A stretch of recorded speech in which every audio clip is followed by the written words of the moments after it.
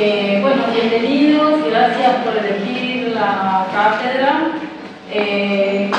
Yo me presento, mi nombre es María Pilar Puja, estoy a cargo de la materia desde el 2022.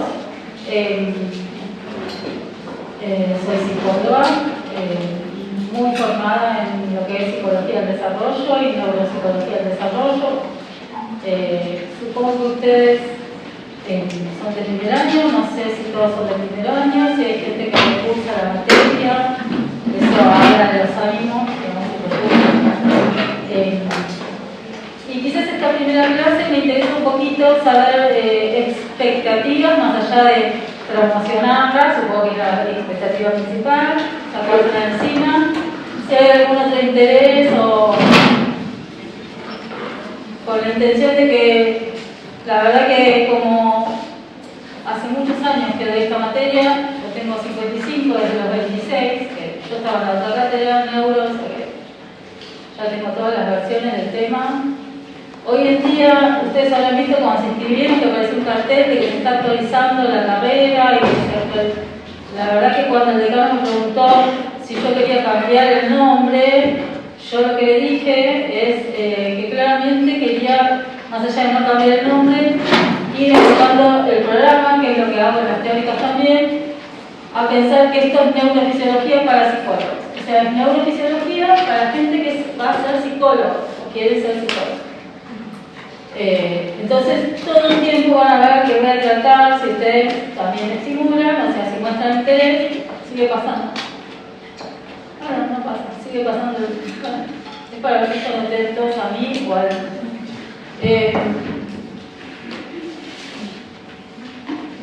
A darles ejemplos de lo que es investigación o clínica psicológica. Quizás el perfil de mi información ayude para que a quien le interese, y si no ayuda a mi perfil, yo lo puedo buscar en otra gente. Digamos, hemos traído invitados como Alberto Comblit, es un biólogo muy conocido en Argentina como científico, Diego Golombek ha venido también a hablar de sueño y ritmos biológicos, y de hecho iba a invitar ahora a una psicóloga que yo le corregí la tesis de doctorado y trabajó sobre Alzheimer como enfermedad y demencia, porque una cosa es enfermedad de tipo Alzheimer y otra cosa es cuando se gatilla la demencia de tipo Alzheimer, y ella trabajó sobre detección de patrón cognitivo premórbido, previo a la demencia. Entonces lo iba a invitar, como decía, muy bueno su trabajo. También iba a invitar, yo trabajo con desarrollo en sí, pero autismo mucho, en diagnóstico y tratamiento, no solo en niños pequeños, sino en adultos, y para eso formo parte hay una organización mundial que se llama Protestea y Ecoautismo, que todos tenemos los mismos parámetros de evaluación y diagnóstico y de formación, no de formación, sino de formación, y no sé cómo llegué. Bueno, perdón. ¿Y el aporte a la carrera pensando que vamos a hacer el psicólogo? No, en el sentido de áreas en las que puedo dar ejemplos que quizás son todos de primer año. No, bien. ¿Y qué pasó? ¿Te quedó colgada? ¿Por qué? No me quedo.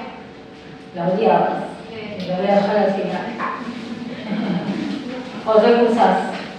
Además que la recursé, pero sí, es lo último que queda primer año. No le querías ver más. ¿Y con esta cátedra cursaste o con la otra? Con la otra. Segundo intento con otro estilo. No, Son buenas las dos cátedras. Yo estuve en otra cátedra hace mucho. Me fijo que tenía 38, 37. Pero quizás el estilo es distinto de acuerdo a la formación de los docentes. Bueno, expectativas, además de promocionar. Ella, sacársela encima para seguir adelante. ¿Qué más? Intereses. Posiblemente también esté como invitada como seminario especial Mercedes Saludiansky, que es una investigadora psicóloga, también investigadora facultad que trabaja sobre crisis psicógenas no epileptoides, o sea, yo trato de traer todas cosas que yo sé que después en la facultad no la van a ver, pero que existen en el mundo de la clínica y de la investigación psicológica, y entonces creo que, bueno, lo conozco, por lo menos que lo hayan escuchado, es decir, bueno, el día de mañana si a mí me aparece algo de esto, como una crisis posiblemente epileptoide y no tiene bases neurofisiológicas, yo ya sé que existen crisis de tipo epileptoide sin bases neurofisiológicas. Entonces, en esto trabajaba el grupo de Ramos Vigía, de Salurianski, de Maggie Guerrado, que es docente de la cátedra también. Entonces ya saben a qué referir. Pero algo importante que yo siempre repito en clínica y me asusta, por ejemplo, el uso de la inteligencia artificial para todo hoy en día, porque si hay algo que en algunas cosas falla, la inteligencia artificial es en matemática y en salud. Uno a veces ve, bueno, si me duele el pie izquierdo, ¿qué es ChatGPT? ¿Qué puede ser? Y puede ser un trombo, wow, ya me voy a internar porque me estoy por infartar. O sea, es la misma información que Wikipedia, digamos, no es muy confiable. Entonces, aquí viene este ejemplo, que para reconocer y para diagnosticar el día de mañana ustedes tienen que conocer. Uno no puede reconocer lo que no conoce. Y si una patología no la lamento, van a tener que estudiar mucho. Entonces, porque es responsabilidad de uno. Uno trabaja en salud, ¿sí? Entonces, si uno no reconoce una patología, hace mala praxis, porque no está viendo lo que le pasa al paciente realmente. Y esto pasa un montón, ¿sí? Mucho. ¿Todos quieren ser psicólogos o vienen de otra carrera? O sea, letras.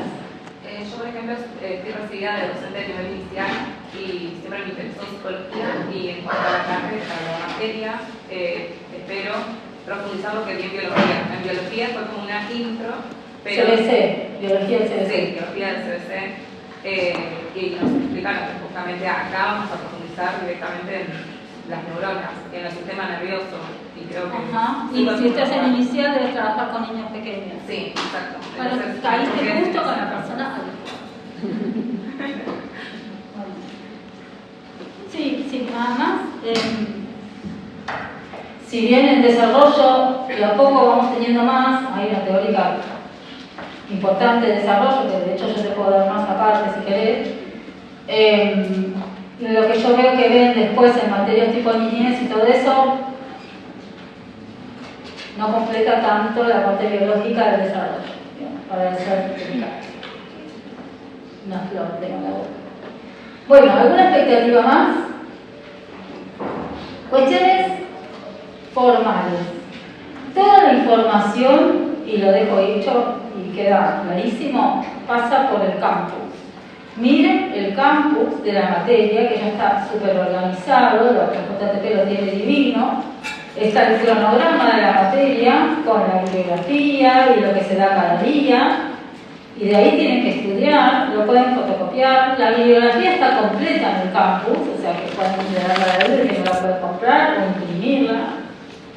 Y avisos de cambios van a estar todos ahí. No validen la información, no quiero mensajes el lunes, profesora, mañana, porque a veces no miro el campus. Siempre los pares, por ejemplo, están avisados desde la facultad, o en todo caso los avisaremos en el campus, ¿sí? Otra cuestión, no acepten mucho que los docentes, que es algo que yo ya le bajé a los docentes, a los ayudantes, porque no se puede, den demasiadas clases virtuales, lo siento, no se pueden dar clases virtuales. La facultad ha decidido, por una cuestión de que la cantidad de horas presenciales que es necesario para tener un título de licenciado hay que cumplirlas. ¿Sí? Lo siento, aunque uno siempre digo voy al Pepe, porque el profesor dijo puras pavadas, hay que estar. ¿Sí? Y porque tiene que ver con que la categoría sea licenciado. Entonces, que el docente dijo que le duele el pie, entonces va a dar clase virtual, no tendría que pasar. Yo ya se lo avisé a los docentes, cualquier cosa ustedes me avisan a mí. Si no quieren ser buchones, no me avisen, pero no tendría que pasar. Tienen que tener sus clases presenciales. Bien. ¿Alguna expectativa más? Esto va a estar, porque creo que están sacando fotos. Esto va a estar colgado, ¿sí? Todo esto, o sea, la idea es tener atención porque va a estar colgado con audio, con lo cual la idea no es que se pasen copiando, sino que lo que no entendamos podamos charlarlo y explicarlo bien. Sobre todo esta clase quizás es más fácil, pero las otras empiezan a ser más complejas, entonces, bueno, a prestar atención a lo que decimos, que la base de la transparencia va a estar, quizás lo que decimos extra, como ejemplos, y todo eso, obviamente no. ¿Sí? ¿Alguna duda de lo formal? En el cronograma están las fechas de parciales, las fechas de finales, los horarios de todo, como para que después no haya, el docente no me avisó, está todo avisado en el campus. Lo que está avisado en el campus se considera avisado, aunque si el docente no se lo sabe. ¿Está bien? ¿Era eso? Decime. Si la cátedra dice cambio de Habitualmente no, porque están todas las comisiones llenas, digamos, y eso sobrecarga al docente. Habitualmente no. Si después hay renuncias a la cursada, que muchas veces hay renuncias a la cursada, se tiene que hacer formalmente por alumnos el cambio de comisión. Y eso conviene también a ustedes porque después si no, no aparecen en actas. ¿Entendés? Porque el docente que fuiste no pasó la nota, etc. Entonces, habría que esperar a la renuncia a la cursada, que en un tiempo creo que es la renuncia a las cursadas, y ahí se ve si aparecen huecos. Bien. Igual todo eso también está en el campus, esa información.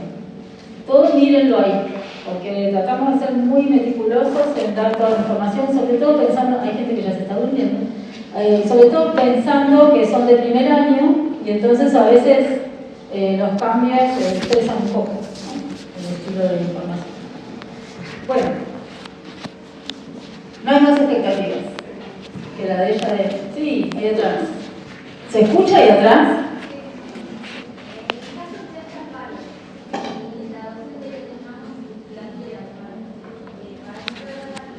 ¿La docente cuál? ¿De prácticos o de teóricos?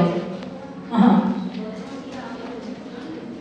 La idea es esa, que eso también está avisado en el campus, su docente le tendría que avisar, que recuperen la clase en otra comisión. Y sobre todo de prácticos, que me parece muy importante que tengan la clase, porque tienen parcialitos, etcétera, como para practicar lo que es el examen. De hecho, normalmente hay varios prácticos que rodean a los teóricos. Entonces, pongamos que antes no tuvieron el práctico, pero seguramente hay uno después. Y bueno, pero veremos eso también, cómo va el cuatrimestre, que no sé cómo va a venir. Está complicado en algún punto, pero veremos cómo va. Bueno, más. ¿Puedo decir algo con expectativas también de... Claro. Siempre me dio mucha curiosidad sobre, creo que la cátedra, porque sentí que en el programa hacía más énfasis en la filogenia del sistema nervioso. Sí. O sea, la evolución del cerebro siempre me dio mucha curiosidad. Sí. Y también lo del fenómeno alucinatorio, de las esquizofrenias, o sea, qué pasa en el cerebro cuando se produce una imagen, es algo que es muy fascinante. Una alucinación. Sí, no sé si se profundiza en un momento. Teórica de filogenia hay una Sí. entera, y sí, hay como mucha pasión para mí por eso, porque yo también estoy en biología del comportamiento. Es una materia optativa y además yo trabajo con perros y con caballos, con los autistas, con lo cual tengo mucha trato de tener formación en cerebros comparados, comparación del sistema nervioso de animales no parlantes, no humanos, y niños no verbales o adultos no verbales, y por eso me sirven los perros y los caballos. Que entre paréntesis, si a alguno le interesa, ahí empieza el archivo, pero igual no hay plata, así que no es chico. En el Congreso de la Facultad de Psicología vamos a dar un taller de cómo armar una sesión de psicoterapia con animales y por qué objetivo, qué hace el animal, etc. Una sesión de psicoterapia con animales. Los estudiantes están gratis en el Congreso. El Congreso es en noviembre. Fíjense en la página de la facultad.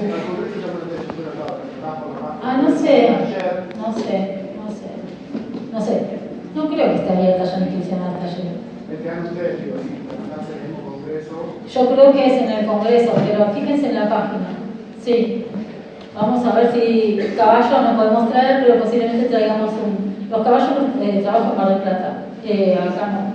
Pero sí, posiblemente una perra, y la otra está en entrenamiento, todavía es chiquita, no creo que entre la facultad se podría volver loca. Pero bueno, o sea, de filogenia en ese sentido hay, digamos, porque la idea es pensar no solo el desarrollo del sistema nervioso humano a lo largo de la evolución y por qué, digamos, se seleccionaron determinadas áreas más que otras, que es interesante, sino para que puedan pensar por qué o qué sentido más allá de la moda, que ahora está de moda, es terrible, ¿no?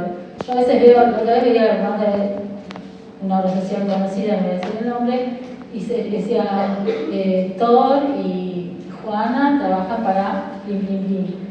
Y los pelos de la perra, así, yo digo, ¿cómo esta perra entra a terapia intensiva con esos pelos? Dios mío, pero es moda, digo, diciendo, lo deben facturar, el perrito que entra a la terapia, ¿viste?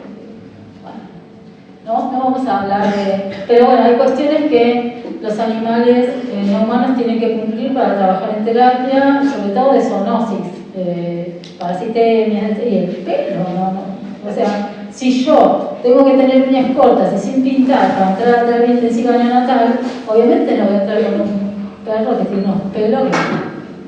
¿Qué sentido tiene? Yo me tengo que agarrar con una cofia. Bueno, por eso digo que está de moda, pero como todo, hagámoslo seriamente, bien, por nosotros y por el no humano. ¿Qué más?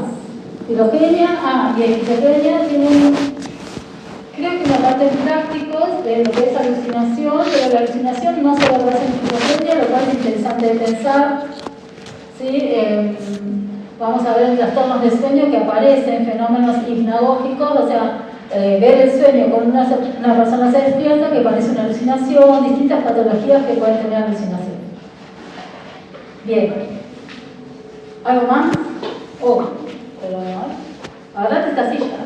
Sí, yo no me voy a sentar. Agarrate, no. No, yo no me voy a sentar. Bueno, ¿qué concepción? Vamos a empezar con la teórica en sí. ¿Qué concepción tenemos de neurofisiología para psicólogos? Bueno, es la concepción de las neurociencias contemporáneas, no sé si actuales, pero contemporáneas, actuales también, que todo lo que observamos como comportamiento es el emergente de un sistema nervioso. Y esto no quiere decir que seamos reduccionistas, o sea, que lo único que influye en el comportamiento es el sistema nervioso, pero que detrás del comportamiento del sistema nervioso sí. Y todo cambio en el comportamiento nos habla de que hubo un cambio a nivel del sistema nervioso, ¿sí? Sea por una lesión, sea por un problema de neurotransmisión, sea por un problema de oxígeno, de deshidratación, lo que sea, ¿sí? Pero hay un basamento biológico, un sustrato biológico que está fundamentando un cambio de comportamiento. ¿Sí?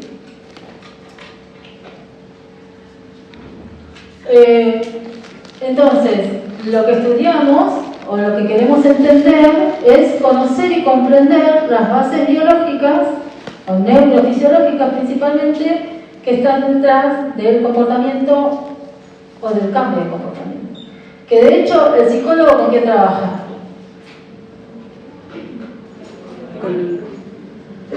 ¿Con qué? Ahora pueden decir cualquier cosa. Con las personas, sí. Con el comportamiento. O sea, nosotros tratamos de ver que la persona de su comportamiento lo está haciendo padecer o sufrir, o lo pone en riesgo, y tratamos de ayudarlo a modificar el comportamiento a donde él quiere, ¿no? Entiendo que todos hacemos eso o queremos hacer eso.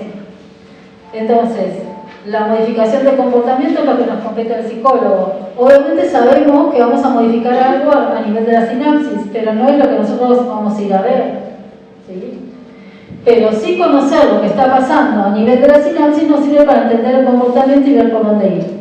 ¿Esto qué quiere decir? Por ejemplo, si yo trabajo con un paciente que tiene Alzheimer y yo tengo su resonancia y sé que áreas están afectadas, no voy a insistir en que haga cosas que las áreas afectadas le estarían provocando o impidiendo hacer. Quizás utilice las áreas no afectadas para compensar, se llama compensación, que pueda seguir teniendo sus ADD, que se llaman actividades de la vida diaria, de otra forma, ¿sí?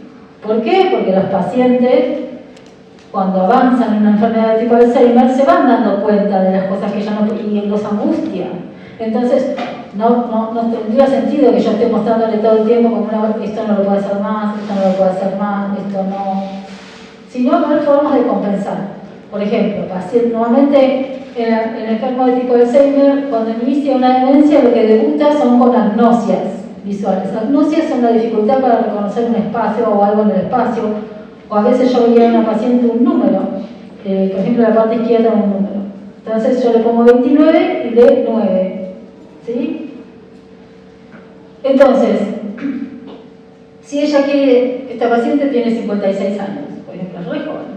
Entonces, si ella quiere ir a hacer compras, yo tengo que considerar que es posible que ella no esté prestando atención a un hemicampo del número. Entonces yo le digo, bueno, ¿vos cómo pagás? ¿Cuándo pagás? No, yo me estoy manejando con el QR. Bien, entonces le ponen el QR, lo que tiene que pagar, ella capta el QR y paga. Porque lo que yo quiero es que ella pueda seguir haciendo las compras. Si no, le tendría que decir, no puedes hacer más las compras porque no puedes manejar dinero porque no estás viendo el número completo. Con lo cual, una persona de 56 años sería como muy angustiante eso. ¿Sí? Porque tiene que seguir trabajando, etc.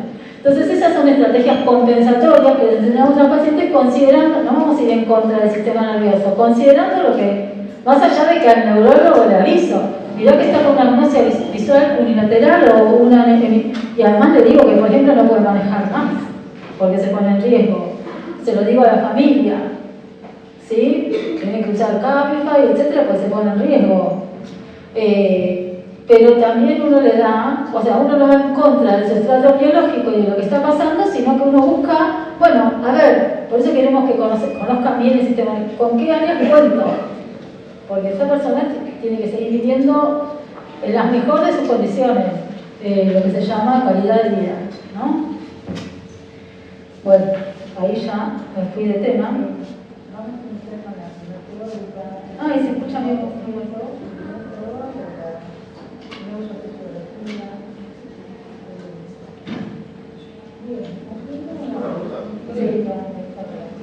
Eso, una persona de 56 años, Prematuro, sí, sí. La verdad que quiero ver cómo bajo el volumen porque no me quiero escuchar. Bueno, eso porque no es mi computadora. una persona que se está desarrollando, o sea que sería previsible que vaya teniendo más habilidad. A ver, está buena esa pregunta. ¿Pero qué me quiero callar? Ay, por Dios. La escucha discótica, ¿no? Psicosis. O sea, ¿en qué momento le están limitando vos y en qué momento estás admitiendo que está llegando un techo de sensibilidad? Tiene una pregunta. La verdad es que yo hice el doctorado en evaluación neuropsicológica de niños de bebés, 0-3, y después el postdoctorado en el Garrahan, que hoy en día está sufriendo tanto y es un lugar tan valioso para formarse a los que trabajan en niños pequeños. La diferencia de trabajar con niños, que al ser, y tenemos una teórica de desarrollo, que al ser un cerebro en desarrollo, y van a ver lo que se llaman las neuronas vacantes, sí, definitivamente voy a traer mi computadora porque esto me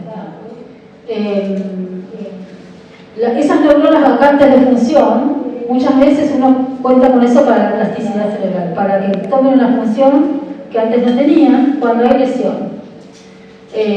Pero lo que uno ve en el desarrollo de niños pequeños es que hoy en día el desarrollo se llama desde que un bebé nace hasta que muere. Todo eso es desarrollo. Antes, cuando yo estudiaba, el desarrollo era niñez nada más, o hasta la adolescencia.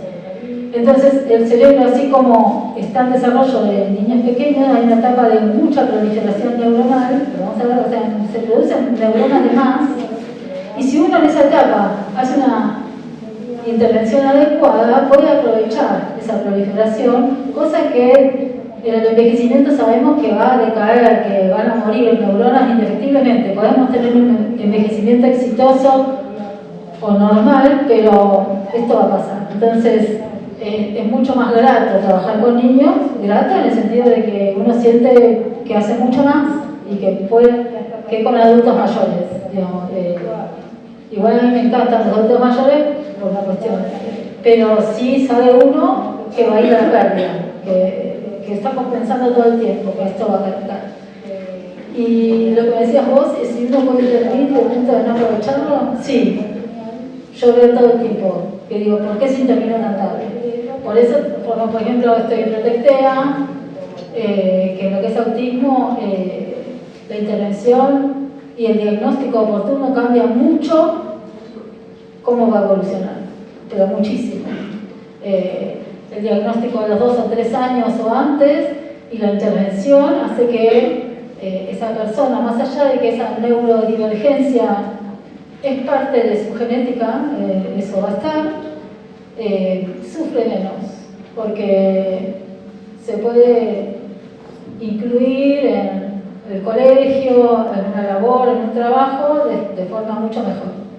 Y uno lo ve en los adultos que hoy en día son diagnosticados por autismo y te dicen, toda mi vida sufrí y ahora tengo un diagnóstico, digamos. Porque el adulto con autismo suele tener muchos ciclos de depresión, trastorno depresivo. Entonces, hoy en día, es lo que yo les digo siempre, saber nos hace poder reconocer y si no saben cómo actuar en lo que es poder derivar, pero intervenir correctamente, porque obvio que no es saludable para el paciente, que uno puede, por ejemplo, yo estaba trabajando en el Mar del Plata, ahora con un problema con la gente de allá de la caja de psicólogos. Bueno, no, aparte, no estaba más, pero por ahora no estoy más. Y una chica que es de psicología, bueno, de allá, de la carrera de psicología, vino porque tenía un diagnóstico de trastorno de despersonalización, vamos a ver epilepsia. Y cuando aparece esto, la sensación de que pierde, se desintegra, etc., que parecía una crisis epiléptica cuando ella me lo contaba, y yo dije, ¿alguna vez tuviste 24 años? Un estudio del sueño, vamos a ver los hipnogramas del sueño, el estudio del sueño, lo que permite ver si hay descargas anormales, características de la epilepsia. No, tiene un diagnóstico de despersonalización, con medicación, etc. ¿Cuándo debutó? En mi cumpleaños de 15, cuando pusieron las luces que titilan y esas que giran. Tuvo su primera crisis de despersonalización. Digo, mirá, después de que hablamos un montón, y por ejemplo cuando ella se despierta y levanta la persiana, tiene esa sensación, digo, parece una epilepsia fotosensible. O sea, sensible a la luz, ¿sí? Que se descarga cuando nadie me dijo eso. Y era del centro de estudiantes de la facultad ya de psicología, o sea, debe haber pasado por... Entonces digo, ay, qué genio, no es ser genio, es estudiar un poquito más, porque tener la idea de que tenés un trastorno de despersonalización y que casi una psicosis y una epilepsia que se corrige con medicación, es un poquito, un montón. Pero bueno, digo, no es que uno sea, hay que estudiar. Bueno, no sé si te contesté. Sí. Parcialmente, porque fuiste por cualquier lado. Es un tema muy amplio también, no te pones el límite vos y donde esa persona está alcanzando un techo de su desarrollo, cuánto puede, no. Yo creo que lo importante, y yo creo, cuando uno dice por qué elegir la psicología, es para que la gente se sienta mejor. También atiendo pacientes que tienen esa cosa de, ahora se habla de trastorno, no, ¿cómo se llama? Altas capacidades. O sea, chicos que son muy inteligentes, que tienen, igual tomás un CI y tienen 120, 100, y tienen dificultades sociales porque obviamente se aburren con sus pares, les cuesta socializar, son todos unos boludos, ¿no? Son todos, los secundarios sobre todo. Y bueno, ¿y dónde los insertás? Porque también trae mucho problema social tener tan alta capacidad, que vos decís el techo, digamos.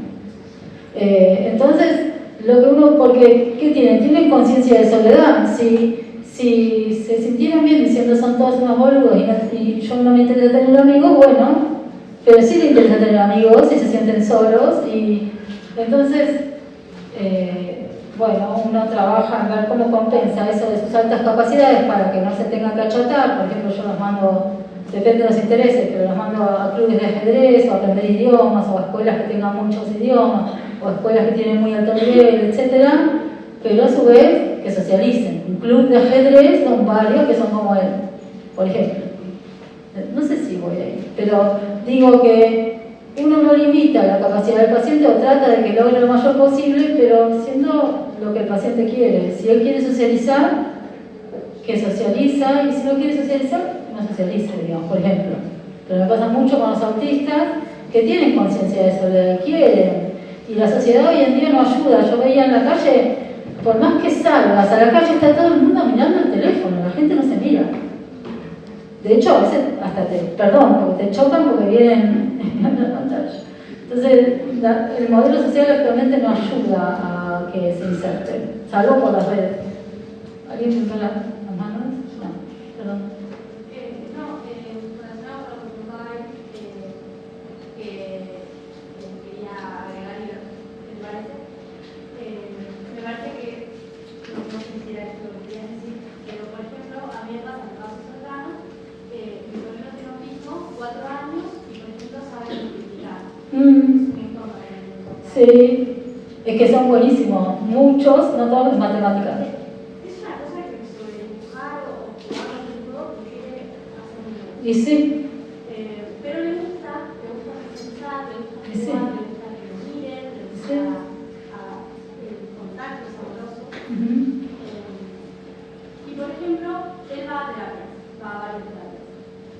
Y hay tantos profesionales que van siempre a mirar a que haga más, que todo lo que pueda hacer lo haga, e incluso mirar un poquito más, a ver hasta dónde llega, y él siempre, la verdad que lo suele lograr. Uh-huh. Y hay algunos que empiezan a decir, con esto es suficiente, se puede, cuando encuentran una dificultad, quieren evitar una situación, sobre todo más en lo social, que le cuesta, ¿no?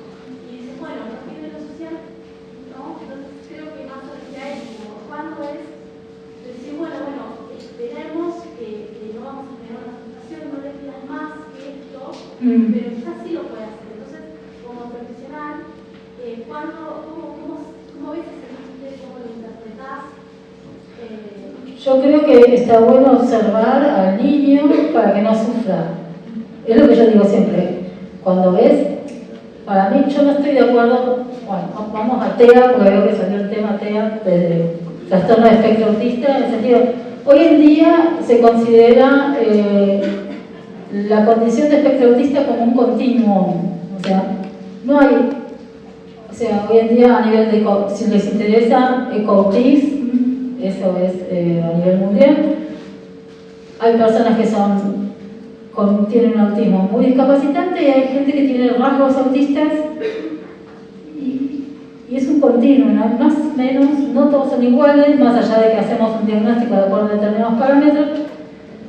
Pero hay muchos que tienen esta característica de que son muy buenos en lo visual y la aritmética entra dentro de lo visual, la matemática, los números, piensan muy rápido en números. Y yo, si el paciente eso lo hace feliz, lo estimulo. La verdad que lo reestimulo y por eso el ajedrez, porque son buenísimos en el ajedrez y son felices ganando y a veces hay muchos chicos que son similares o por ejemplo que estudian ingenierías, o sea, son muy buenos. A veces yo tengo pacientes que están trabajando con 4 pantallas a la vez y wow, es un animal matemático, digamos. Tiene muy bien desarrollado el hemisferio derecho, podríamos decir, y yo no iría a poner un toque ahí donde tienes un talento. Es un talento, digamos, y a veces se lo marco.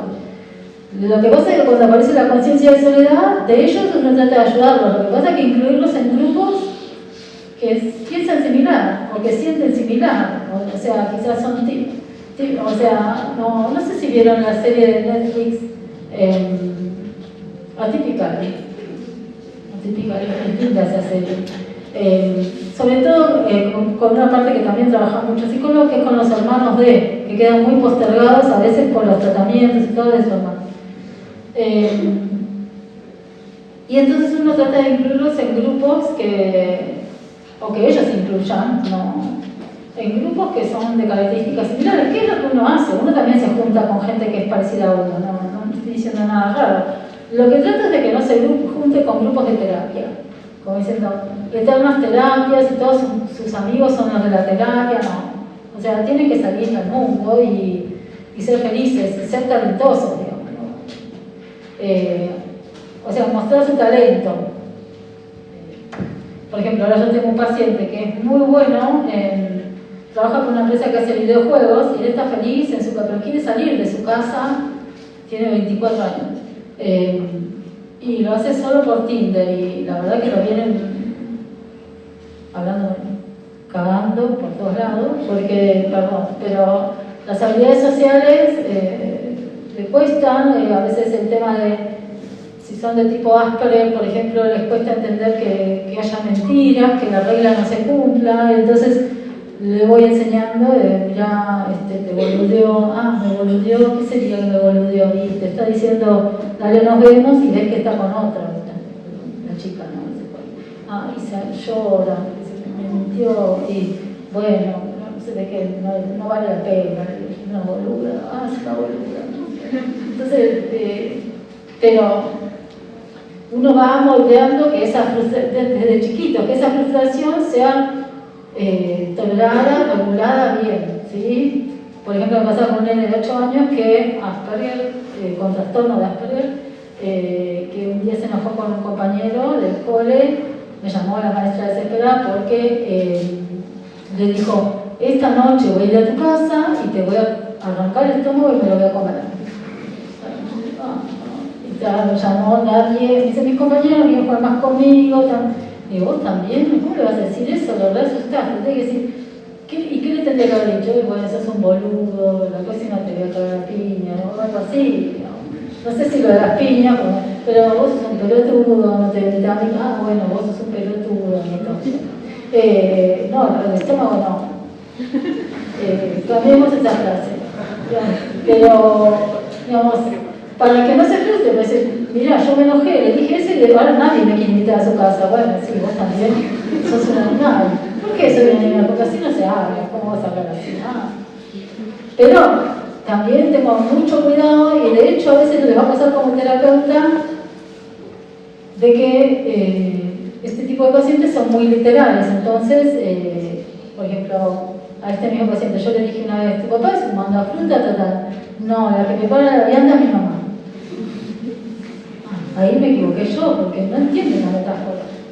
No, ¿qué es esto de mandar fruta? Mandar fruta es mandar fruta.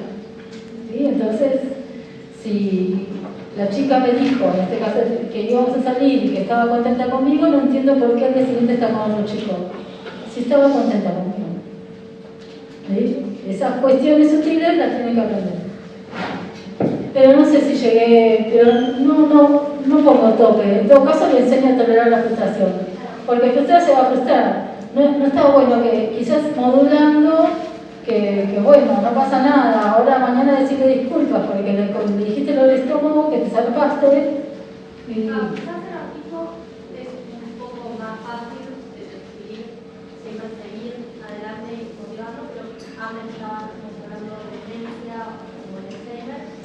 Creo que en realidad la pregunta que se lo merece, cuándo se puede sentir, a ver hasta dónde se puede llegar.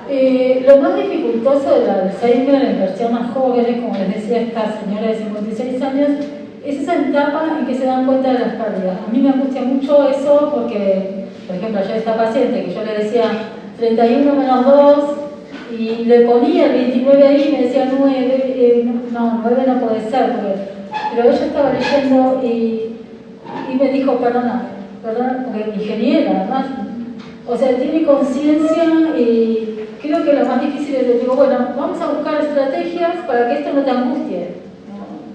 Y bueno, entonces ahí le dije, bueno, si tenés que pagar, seguís haciendo las compras, pero vas a pagar con el QR o... ¿Entendés? Como para decir que no me invalide. Porque, y bueno, obviamente se lo digo al neurooftalmólogo a ver qué hacemos con el tema de la negligencia visual que está teniendo y cómo lo manejamos. O les enseño, por ejemplo, a dirigirse la atención, decir, bueno, cuando vos ves que un número o algo no estás pudiendo percibirlo bien, hay que dirigirse con la mano a tu atención. Por ejemplo, son estrategias que uno le enseña. Pero obviamente trato de... Es difícil porque sos joven para eso y hoy en día el Alzheimer, pero uno trata de ponerle ahí la alegría, estudiar para ver cómo compensamos esto para que no sientas que esto te está ganando. Como les decía, conociendo la parte del sistema nervioso que está sana, porque tampoco voy a ir a decirle algo que ya sé que no va a poder hacer, y frustración tras frustración, eso sería una sana. Bueno, creo que respondí. La historia de esta relación entre el sistema nervioso y el comportamiento o lo que observamos, porque nosotros lo que hacemos es observar el comportamiento. Nosotros vemos lo que el paciente hace, gestos, palabras, ¿sí? Cómo se comporta. Y parece que se pasó un poco, se repasó.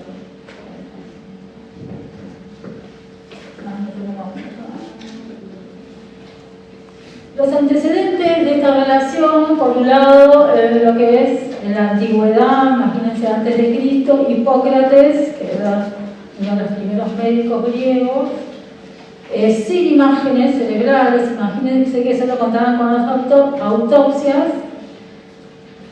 se dio cuenta o dijo que el cerebro era un órgano que percibía sensaciones, lo cual estuvo muy bien. Y lo planteó como la sede de la inteligencia, lo cual estuvo muy bien, imaginando que no tenía imágenes ni formas de evaluar la inteligencia. Aristóteles después decía que el corazón era el centro del intelecto y el cerebro era como un radiador que calmaba o que controlaba la sangre sobrecalentada por la ebullición del corazón. Era un poco romántico en el sentido de que no está mal, que el corazón mostraba sus pasiones y el cerebro era el que modulaba el uso de las pasiones de acuerdo a un contexto, no lo decía así Aristóteles, pero un contexto social. ¿Sí? ¿Se entiende eso? Y tiene sentido, porque el lóbulo frontal nuestro es el que inhibe los comportamientos inadecuados. ¿Sí?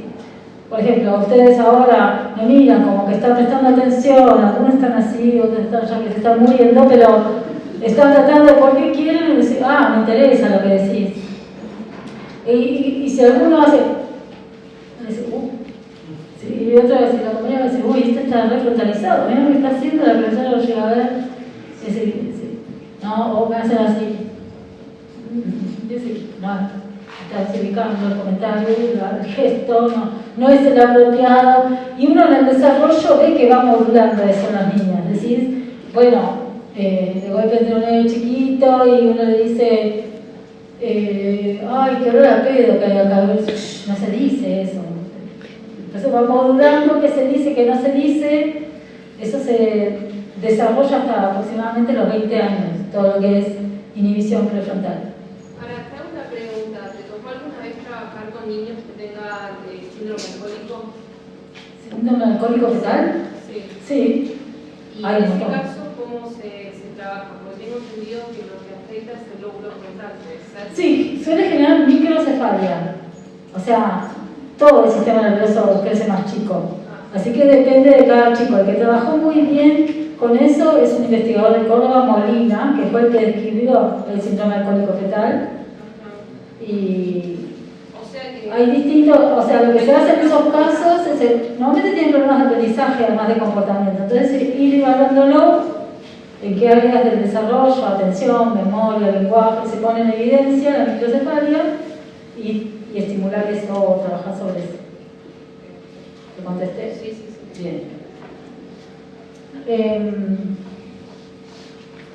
Bueno, entonces tenía sentido. Me acordaba con esto del radiador de una paciente, una médica nosotros en algún momento cuando fue el COVID hicimos yo estoy en el hospital de clínicas, desde el hospital de clínicas la rehabilitación de pacientes con secuelas post-COVID, personal médico y enfermería, ¿no? De todos los hospitales. Y esta médica psiquiatra había tenido un COVID leve, pero quedó luego afectada, porque el COVID al afectar mucho lo que es la parte olfativa, afectó a muchos pacientes lo prefrontal, y ella me decía, de golpe me doy cuenta que tengo desinhibiciones que antes no tenía, por ejemplo, mi hija me decía, por ejemplo, dame un ejemplo, y por ejemplo vino del tal laboratorio y le dije, 55 años, le dije, ¿no tenés algo para la sequedad vaginal a los gritos? Claro, pero ella se registró. No, mirá qué bestia, ¿cómo fui a decir? Pero se da cuenta que no está inhibiendo comportamientos inadecuados. Yo creo que esa es la peor etapa, la del registro, que está bueno, porque te das cuenta y sabemos que tenemos algo frontal, pero es complicado en ese sentido también. Entonces, en ese sentido Aristóteles tenía razón, porque lo que es frontal y prefrontal modula cómo conseguir lo que yo quiero a nivel social, ¿sí? ¿Cuáles son las estrategias más apropiadas? Ahí está hablando la loca, tal vez ellos. Ay, por Dios. No, para acá ya. No hay para bajar el volumen. Hablaba de la teoría mecánica de juicio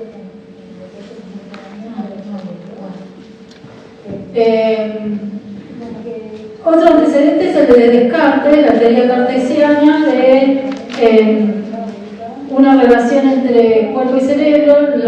Lo que no está tan bueno es que eso generó una teoría de la dualidad, en el sentido de que la mente está separada del cerebro, la dualidad cartesiana, y quizás eso no nos sirve tanto porque es como lo que proponía Descartes, era que lo que era más humano, menos instintivo, estaba controlado desde una entidad espiritual, digamos religión, lo que sea.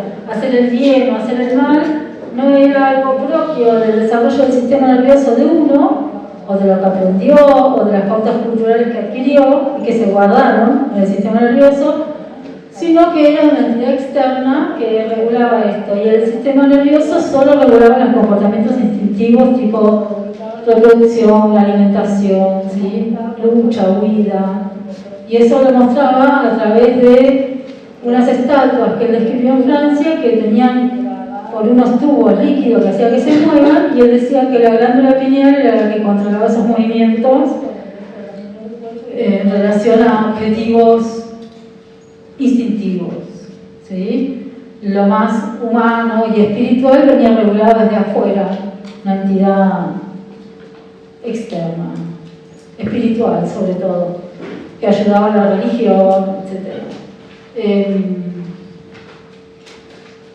Sí, esto que aparece ahora. ¿Podría volver al video anterior? Descartes, pero van a estar colgadas, ¿eh? Sí, porque ya que venimos con los ejemplos. Salvo que no entiendan nada.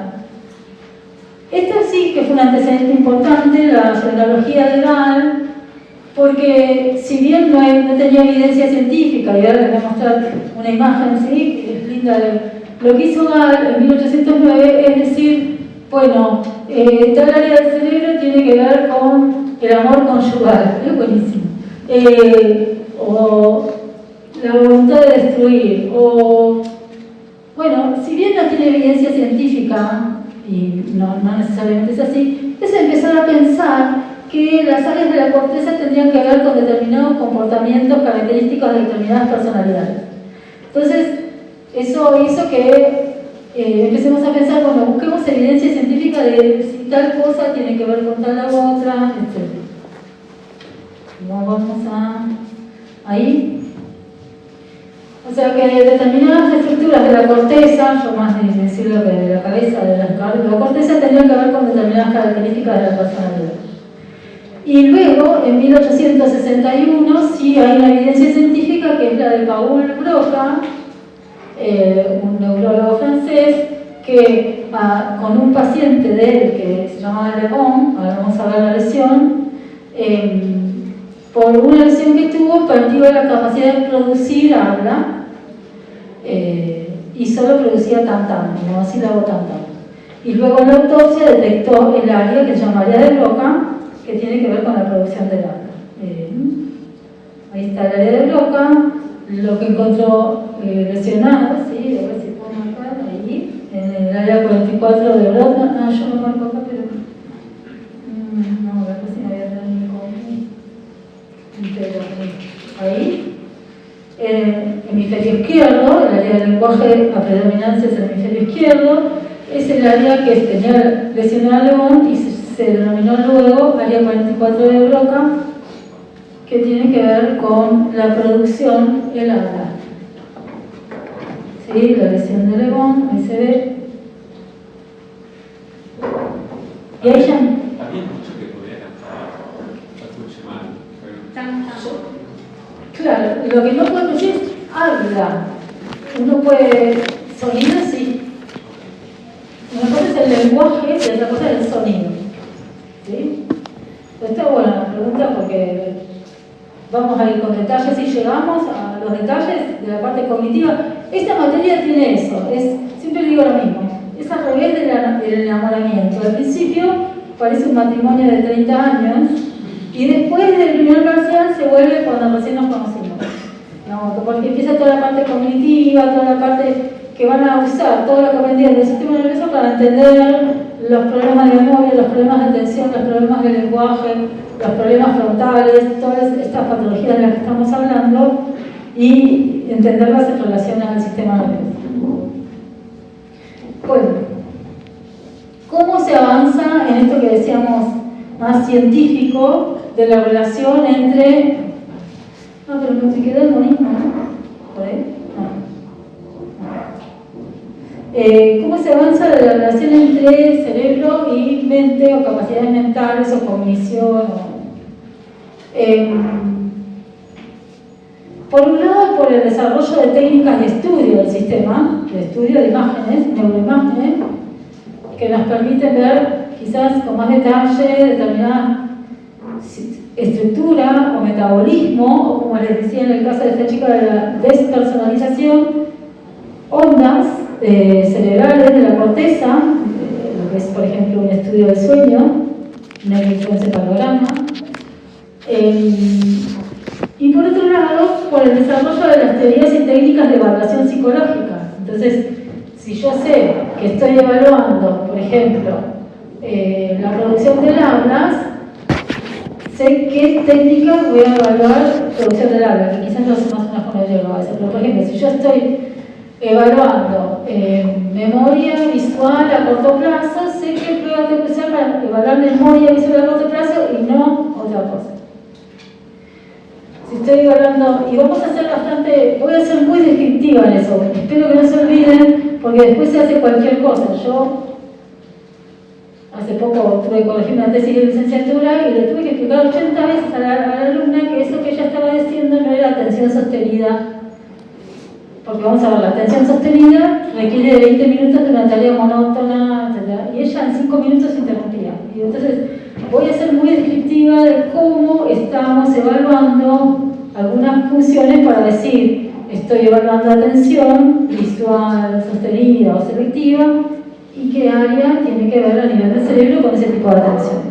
Entonces, la descripción se hizo más científica porque tenemos mejores técnicas de neuroimagen y tenemos mejores técnicas de evaluar y diagnosticar psicológicamente. ¿Está bien? Fui confusa. Están con cara de que no de más. Esta está loca. ¿Cómo vas a decir eso? ¿Que estás loca? Alta loca. Mi hija me dijo hoy que la perra que estoy enlistando se puso loca al momento y dije, ah, eso es una loca psiquiátrica. Le dije, ah, ¿cómo le vas a decir eso? Sos psicóloga. La perra no sabe todavía, no es psicóloga. La loca psiquiátrica no existe, diagnóstico psiquiátrico.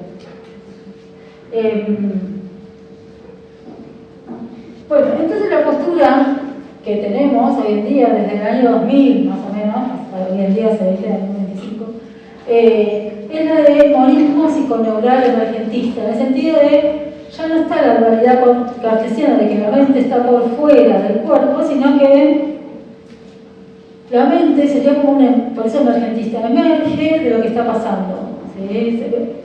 No necesariamente tiene que ser una lesión, a veces tiene que ver con un tema hormonal, por ejemplo un hipotiroidismo o un cambio en el desarrollo, ¿sí? Hormonal, uno lo ve mucho en los adolescentes, que generan cambios de comportamiento o cambios, por ejemplo, hipotiroidismo no diagnosticado, no medicado, además del cansancio, etc., a veces genera trastorno depresivo. No sé si el trastorno depresivo ligado al hipotiroidismo no medicado.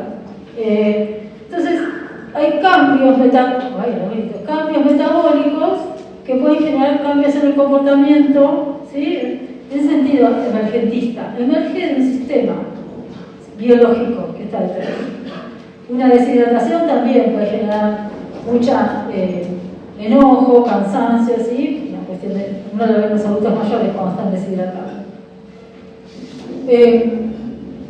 O sea, no solo es la lesión cerebral, que quizás sí es lo que causamos nosotros, sino que el comportamiento, lo que surge como mente, surge de un sustrato biológico, que no es la única causa, ¿sí?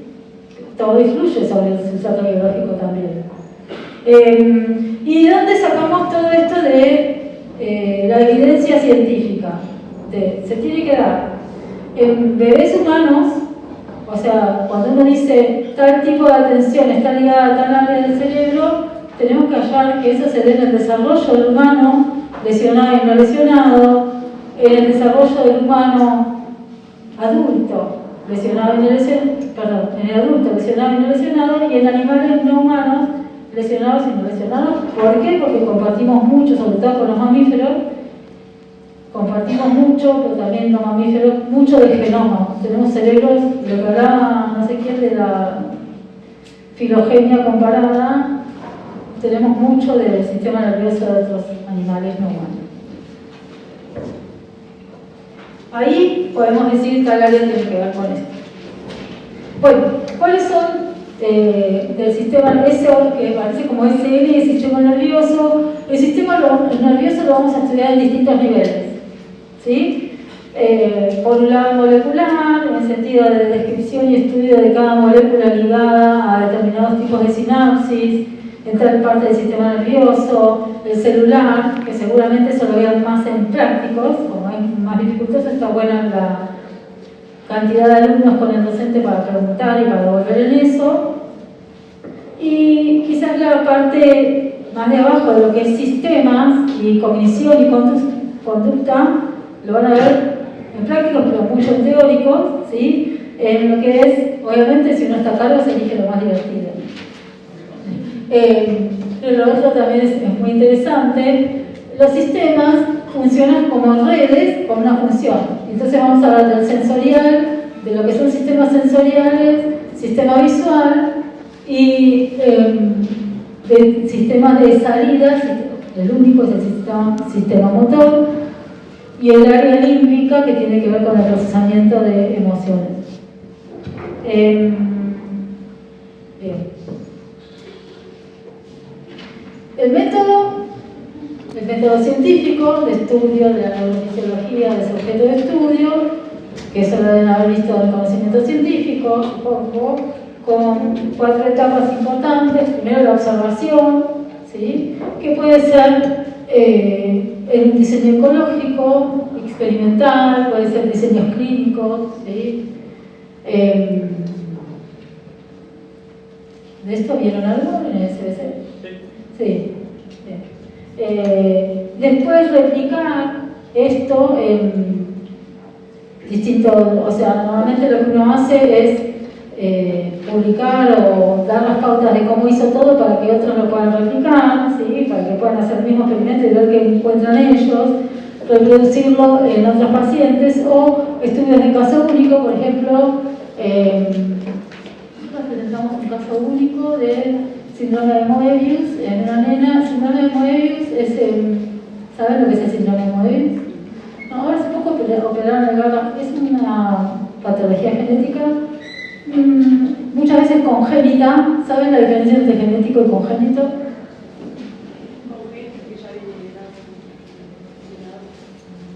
Las dos vienen dadas. ¿Pero qué diferencia hay? Las dos vienen en embarazo. Y con una nace y otra se va desarrollando, puede ser. Genética es que esa información viene en los genes y congénita es que lo adquiere en el desarrollo uterino. ¿Sí? No hay genética, es congénita. Y la parte congénita del síndrome de Moebius es que muchas veces se da por que no se informa y por el consumo de misoprostol cuando quisieron abortar y el aborto no se dio y lesiona en el feto nervios faciales, sobre todo los craneales, y lo que no pueden hacer esto, vamos a ver los nervios craneales, pero son los que controlan desde el tronco cerebral, cuello y cabeza, nervios ópticos, nervios movimiento de la boca, y esta presentación de caso único porque falla en la producción de labras porque no puede modular bien, además no ve bien, etc. Pero a veces los casos únicos sirven porque no todos son iguales, no todo el mundo evoluciona igual y sirve para comparar con otro caso único porque no son casos raros. O sea, no solo sirven los estudios de grupo. De hecho, a veces los estudios de grupo, como están mal hechos, que comparaste todo con todo, uno dice, ¿por qué no hiciste varios casos únicos y hubiera estado mejor? Y la verificación está ligada a que otro pueda replicar lo que uno hizo, porque uno informa todo lo que hizo y ver si encontró lo mismo o encontró algo distinto y por qué. ¿Sí? ¿Estamos bien? Para que lo piensen para psicología. O sea, normalmente sé que el conocimiento científico ve así en general y uno dice, ¿cómo lo usaría yo en psicología? ¿No? ¿Cómo harían un diseño ecológico en psicología?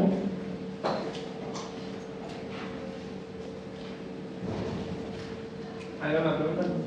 Pensé que era una pregunta de es una pregunta, sí. ¿Cómo el ecológico es el diseña que se parece más al entorno natural. el que preserva o trata de preservar el ambiente del sujeto? Un diseño experimental ecológico. ¿Cómo lo harían en psicología?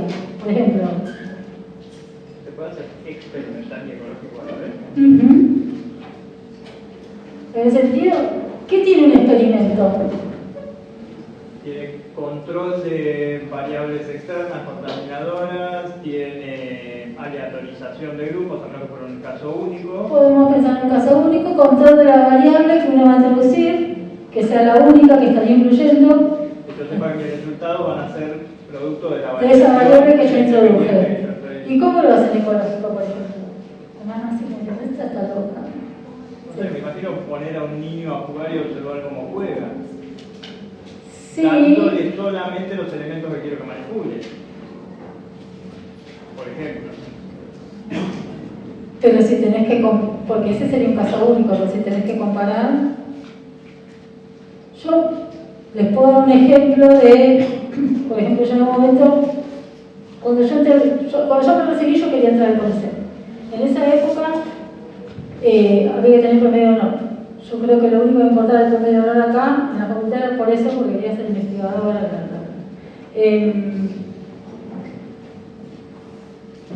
Y trabajaba en Chagas, en encefalopatía por Chagas, que en ese momento no estaba de moda, por eso el primer año no entré el año siguiente cuando hice encefalopatía por SIDA, porque en ese momento estaba de moda SIDA.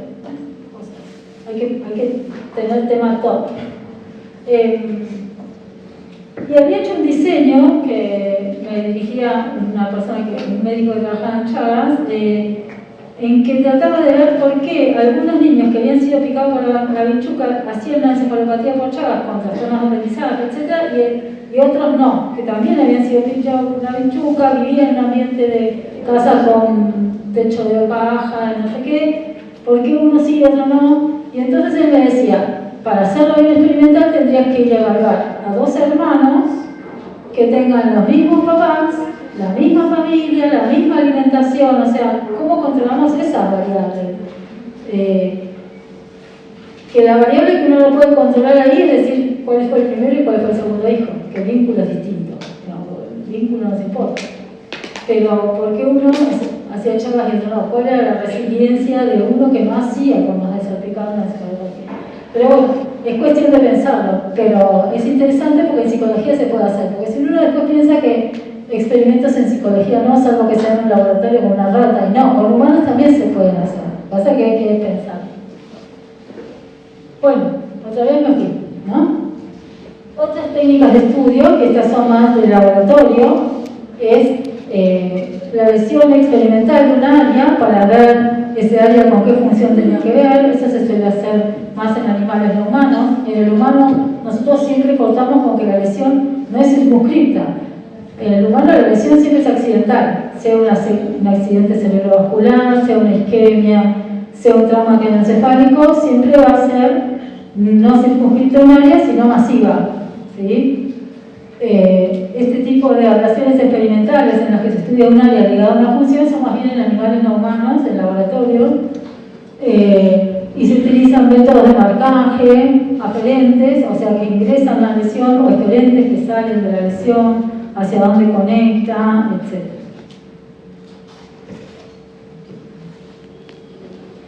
Otras técnicas de estudio del sistema nervioso humano son la tomografía computada, que la tomografía son múltiples rayos X que nos dan información sobre determinadas áreas del sistema nervioso, y la resonancia magnética cerebral, que esa percibe átomos de hidrógeno en el sistema nervioso. Por eso, la tomografía, como más bien rayos X, lo que percibe mejor es la parte ósea, sale más blanca en la tomografía que la parte blanda, y en la resonancia se ve mejor la parte blanda porque percibe átomos de hidrógeno. ¿Sí? Métodos de estudio de lo que es registro de la conductancia eléctrica de la corteza, ¿sí? Registro de actividad nerviosa son electroencefalogramas, que es lo que yo les decía, el ejemplo de para detectar descargas epileptoides anormales, no ritmos normales, se utiliza el electroencefalograma del sueño, que cuando veamos sueño lo vamos a ver mejor, pérdida de conciencia, epilepsia, ¿sí?